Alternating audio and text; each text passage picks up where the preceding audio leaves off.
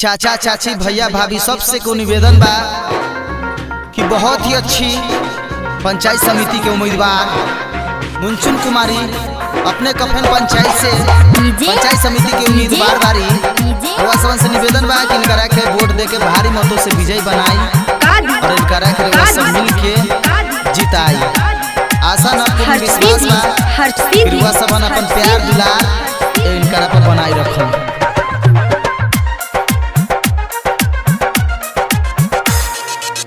मांगिले आशीष चाची छूके चरनिया इस चाची अरे बेटी पर दया करी एक बार सेवा के मौका जरूर दी। मांगिले आशीष चाची छूके चरनिया दे दिया अपन दुलार। वोट मांगे बेटिया तोहार मुंचुन कुमारी कफन से बारी उम्मीदवार। वोट मांगे बेटिया तो है मुंचुन कुमारी कफन से बारी उम्मीदवार।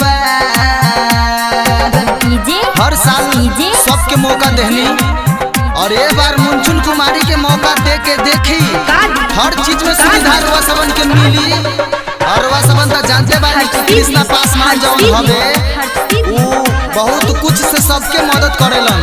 जैसे मेडिकल में तो शहर सुविधा दिलवा दी हम रुआ सबन के और देता कुछ नहीं खन फिर भी सब सुविधा देता।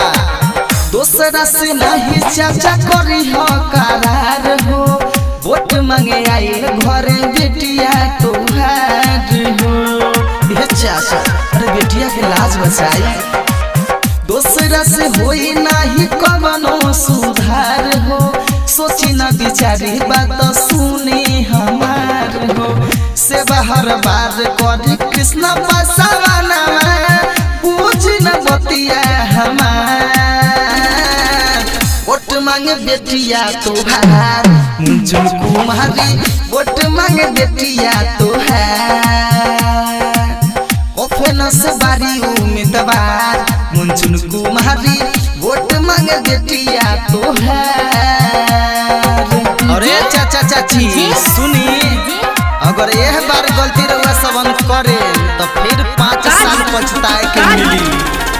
तो ये बार रहुआ सबन के कोनो गलती नहीं करे के और मुंचुन कुमारी के भारी मतों से विजयी बनावे के बाद काहे कि और इससे बढ़िया बेहतर पंचायत समिति के उम्मीदवार केहू ना मिली। मुंचुन कुमारी अइले तोहरा दुआरी अर्जी करिल है अर्जी करी शिवकारी।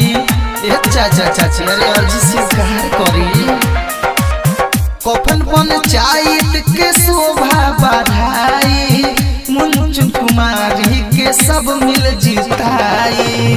पंचायत समिति के उबारी उम्मीदवारी करे मिल जुल के विचार।